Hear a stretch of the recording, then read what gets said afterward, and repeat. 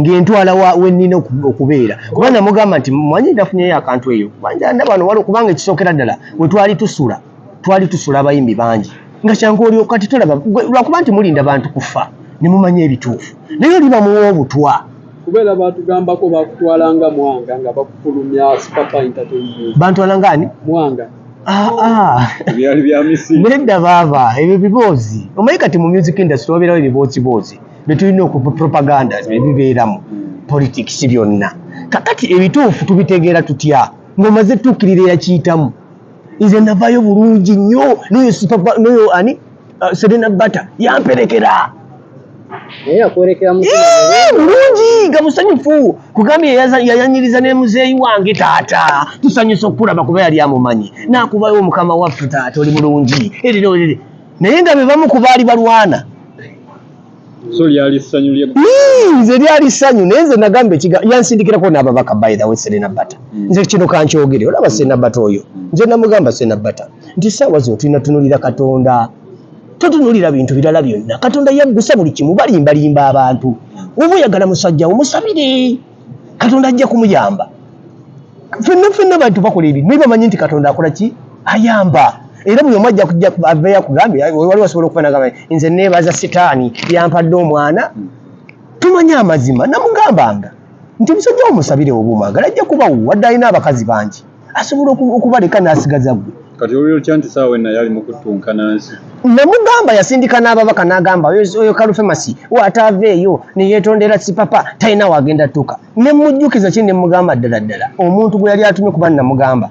nti ddala oyo Katonda namugamba Serena Bata Katonda ayagala kwefuula Katonda nze sisobola kujajinga muntu bro kubanga manyi life tojajinga nga munno tomanyi bulamu bwayitamu bro nze wenkeera kumakya nenkujajinga mba nkoze bubi oba mu sizoni yo abantu batujajinga mu sizoni zaabwe oli okuba akugyayo akamotoka gwe tokayina n'akujajinga ali mu sizoni ye naye naawe olinda sizoni yo weetuuka olina okulaga omuntu ekituufu nti omuntu tajajingibwa olinga agamba nti Serena Bata yali awulira bubi ng'olimu of course kati ate oyagala nkikweke nti Serena Bata yali awulira bubi gwe weewunye yatwala akayimba kamunnange oyagala nakyo nkyogere baby oluyimba ne original weeri we have the originals naye nali nvuddeyo ne mukuba sokoti yakatwala atya tukola oluyimba ne Bomba Music kubanga Bomba nkola naye era yakoze oluyimba olupya mwana wa kintu tukola oluyimba ne Bomba Music tumaze okukola oluyimba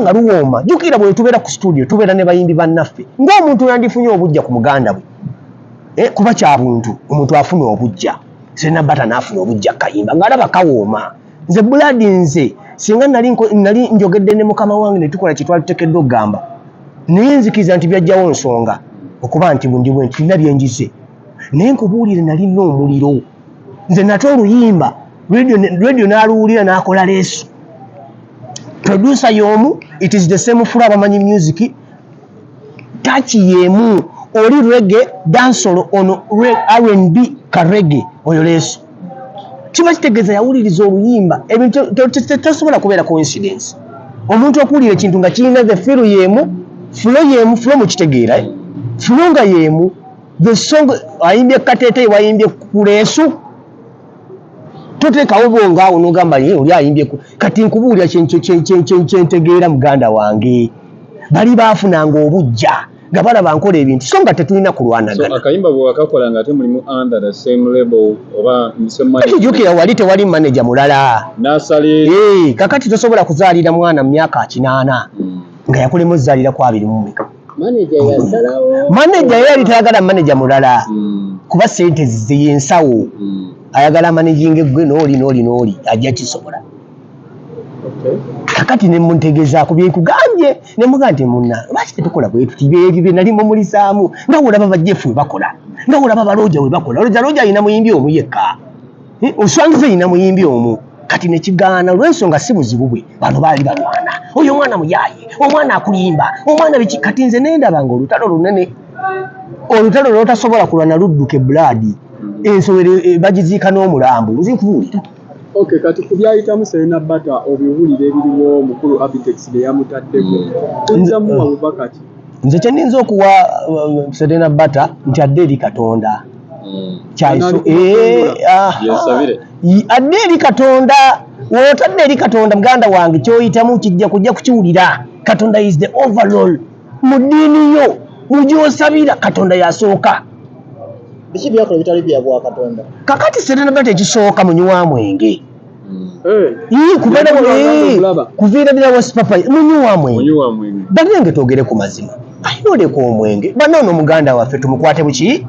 Bulungi tetumwegobaako nti mubi. Ne omanyi anywa omwenge kati ekimunywesa omwenge ekyo tulina okukimanya ne tumanya lwaki ne tumujjanjaba buki n'asigala ng'atwala kaliya ye maaso. Luno si lutalo tetulina sirikira kiwundu kimale kisamba eddagala okitegeera tulina okwogera mazima kati byebimu ku ebyo ebimuleetera obuzibu. Omanyi ng'omanya obuzibu bwo okitegeera odde emanju n'ogamba buzibu bwange ki kati nze natuule wansi ne ŋŋamba buzibu bwange buliwa ne mbumanya. Ensonga lwaki mundabako wano abasinga mwandibadde mwandaba ng'oluusi nywedde omwenge oba nga nfudde. Bameka abafudde abayimbi nga bafiiridde mu industry wano. Ne golowooza lwaki wendi? Golowooza lwaki wooli bro? Lwaki gwe wooli? Lwaki wooli? Waliwo ensonga ennene. Katonda atuwa omukisa. Nagamba omwana ono kamuwa omukisa. Alina ekyamaanyi ky'alina. Olina ekintu ky'ositudde gwe abantu ky'olina okupresentinga. Endongo. Katonda yagituwa. Era ojja kulaba baatagiwadde era nga bakomaawo. Yo. Njagala kubuuzaako nga tuva wa Serena. Nyesebo. Mbeera ki gye yakussaako ng'oli ewa Sipapa n'ogamba kinzitooweredde? Nze sijja kulya tama. Serena Bata yasooka kuba mulungi gye ndi. Serena Bata yanfumbiranga nga n'okunjoleza njoleza. Nedda nga wogamba nti kakati ekyo nkyogedde naye ng'asobola okukoleza nga wogamba kyaliiwo nti bukankoleze kati kyengezako kunyonyola nti yalina omukwano nange ogw'amaanyi. Si kunneetega twali ba Luganda wali ng'oli sisita wange kati nze nali mwana kati ng'oli alinga maama Sipapa ye taata ndowooza munfunye si mu mbeera ey'ekidundi kankolezeko esaati yeeno wabula gwekyana gwe tukusaaga kyemanyi naawe osobola okubeera ne mukwano gw'omuwala n'akwolezaayo akagoye abaakuwemudde waliwo ebintu kati ensi yakyuka tuli mu mbeera y'abazungu. Yes kati nkuwadde example kakati ebyo byonna twalina omukwano naye problemu egirawa nti sitaani naye abeerawo walaba abantu abagenda otuuka ku buwanguzi ayingirawo kati ondowooza yatandikira okufuna embeera nti oba nti Sipapa njagala nnyo kubanga Sipapa yazanyanga music wange from morning up to evening kati nga kibaluma so nga nze ayimba obuki obulungi. Bannange ekintu ekirungi tukisiimibwe naawe jangu neebuuzeeko tiwange okikola otya nti nkikola bwe nti okategeera ekisobola okuyisaawo embeera nemuleka bomba yanyiiga bomba naata oluyimba mugamba bomba tolwana na bantu just working okubeera success. Kambabulire baganda bange nammwe abali wano engeri y'okkubamu mulabewo si kumulwanisa not to fight back is to work hard obeere successful. Mulabewo wakulaba ng'oli successful naye ajja kujja agambe muganda wange musonyiwa waba ategeera ajja kwetondera tolwananga na muntu. Yes. Tumaliriza musical tubuulire abakwetaaga bakufuna batya era oyimiriddewa n'akayimbaako omwana waki. Yes ono bamuyita Kalfemas nannyini maloboozi ebisigadde bigambo byaffe musobola obigattako. Nze bamuyita Kalfemas era nina management empya nja gibabuulira tujja gi unveilinga soon naye nga as a brand tukyakola nga partnership. Oluvannyuma tujja mujja manya ebisingako awo tumanye kiki kye Kalfemas atuusewa naye nga ssaawa zino wenjogerera twatadde dde oluyimba baluyita mwana wa kintu gw'oli mwana wa kintu n'oli ali mwana wa kintu n'oli mwana wa kintu. Kino ekintu kyawamu tuli baana ba kintu. It's a love song mulwagale subscribing Kalfemas ku YouTube TikTok tuluteekayo essaawa yonna tukyali mu arrangements. Kyemmanyi next week kigenda kuvuga emboka egenda kuvuga mu maloboozi sooka katuweeko akayimba kagamba nti kunoonyeza okuva nga nkyali muto kuva bunaayira paka mukono ndi faani w'omukwano gw'omutima gwo yegwe gwe njagala tava ku musono olowooza nti obaani kuleka n'omutima gwo ke kayimba so ojja kugendayo olabe ekiddako tukaagale yamani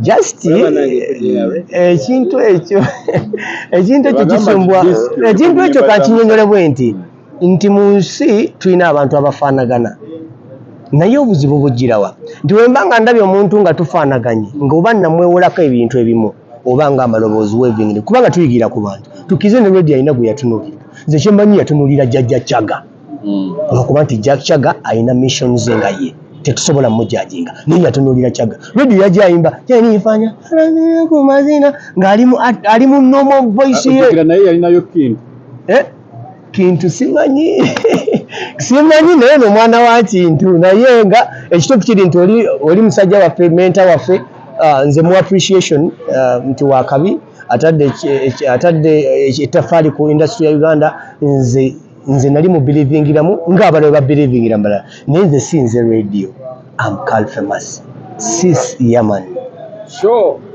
omwana